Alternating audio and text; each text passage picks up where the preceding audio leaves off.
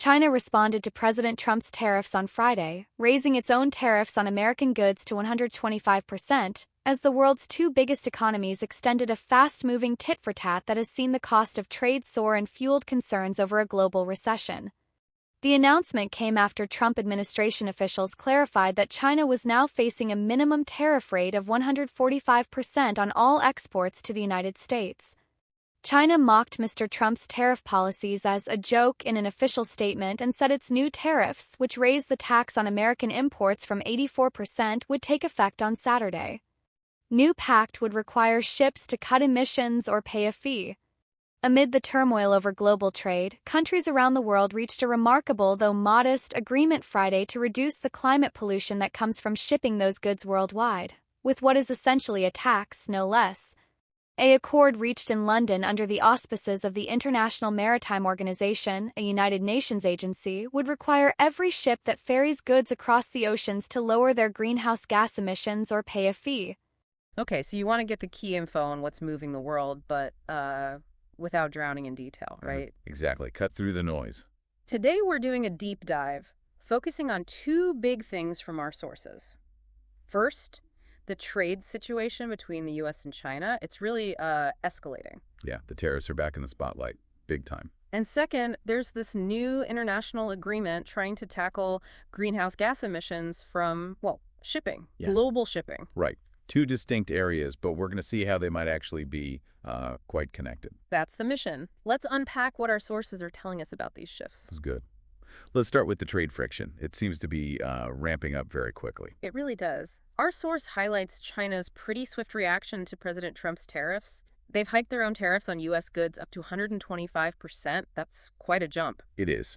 And the context, is important. This wasn't out of the blue. No. It came right after it became clear that China was looking at a minimum 145% tariff rate on pretty much all their exports heading to the U.S.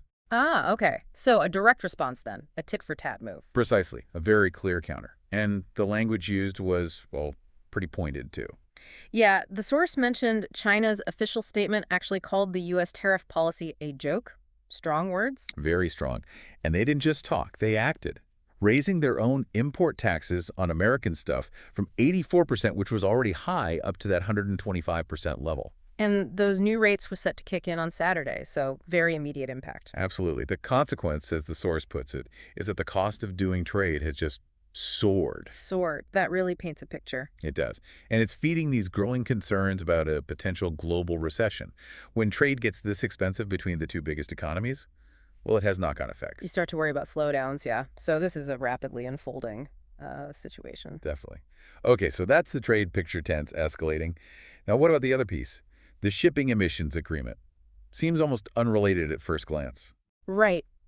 But maybe not. So yeah, our sources also point to this quite significant development, an international agreement reached in London. Under the IMO, right, the International Maritime Organization, part of the UN. Exactly. And the goal is to cut climate pollution from shipping, the ships carrying all those goods we were just talking about. It's described as a remarkable, though modest, agreement. Interesting phrasing. Yeah, remarkable perhaps because getting global agreement on anything environmental, especially now with trade tensions, is tough. True. Maybe modest refers to the initial targets or the speed of implementation? Could be. The core idea, though, the mechanism. Right. How does it actually work? Well, basically, every large ship moving goods internationally will have a choice. Either lower its greenhouse gas emissions. Okay, through efficiency, different fuels, whatever. Or pay a fee. The source even kind of calls it a tax on emissions. Ah, a carbon price for shipping, essentially. That's fascinating. And that ties directly back to the trade conflict, doesn't it? Absolutely, because who pays that fee? Ultimately, it gets factored into shipping costs. Which are already under pressure from the tariffs, potentially. So another upward pressure on the cost of moving goods globally. Exactly. It adds another layer of complexity and likely cost. It is quite striking, though, isn't it, that amidst all this economic conflict, countries could find common ground on this environmental rule for shipping. It really is. It suggests that, maybe some issues are seen as needing collective action regardless of other disputes, climate change being a prime example, perhaps. So pulling these threads together for everyone listening, We've got escalating U.S.-China tariffs making trade much more expensive. potentially risking economic slowdown. And at the same time, a new global deal that's going to require shippers to cut emissions or pay up, which also likely mean higher shipping costs down the line. Correct. Two major global forces, both potentially pushing up the price of goods moving around the world. So here's something to chew on.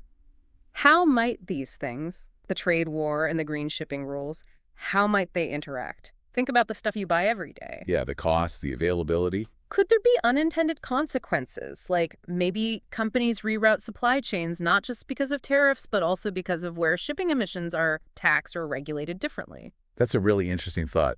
These global shifts rarely happen in isolation. Definitely something to keep an eye on.